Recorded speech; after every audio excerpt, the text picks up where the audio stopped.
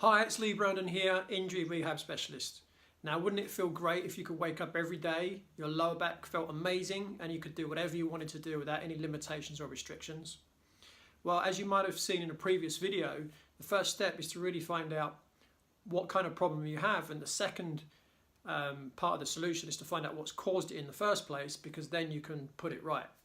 So in this video, I'm going to be discussing what potentially could be causing a spinal stenosis. So stenosis just means a narrowing, and quite often the narrowing of the spinal canal, or even a transverse foramen in the spine where the spinal nerve roots come out, can get irritated, and that can cause pain in the body, which will often cause you to be in a flexed position, because that will be a position of comfort for you.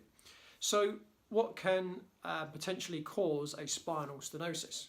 Well, in another video, one of the things I mentioned was that research has shown around 76% of the population that have never had any back pain actually have bulging lumbar discs. Now, if I just quickly get Rodney, my model. This is Rodney. So if you look here, so these are discs right here. These are the vertebral bodies in between. Now, when you get a bulging disc, quite often it loses height. Okay, so if you also imagine you've got ligaments that run either side of the spine as well, and they're nice and tight, and those ligaments help to create stability across each of those segments. Now, when the disc loses its height, those ligaments then become lax.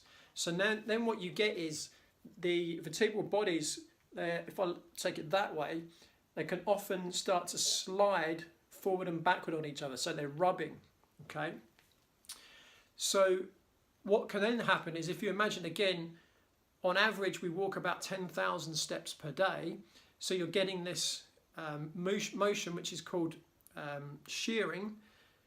Now, with every step we take, and you get in the movement in the spine, that creates what's called a piezoelectric current, and that really sets up the stimulus for what's called an osteophyte, which is a bone growth. So then the canal through which the nerves run become encroached upon and irritate the nerves, and that can cause the pain. So that's a main cause. There's other causes as well. So the next thing we need to work out is, okay, if that's the cause, how do we put it right? So what I'm going to do, I'm going to make sure I cover that in a future video. So to make sure you see that video, subscribe to the BodyCheck YouTube channel. Also like the BodyCheck Facebook page, and I look forward to catching up with you soon on a future video. Bye for now.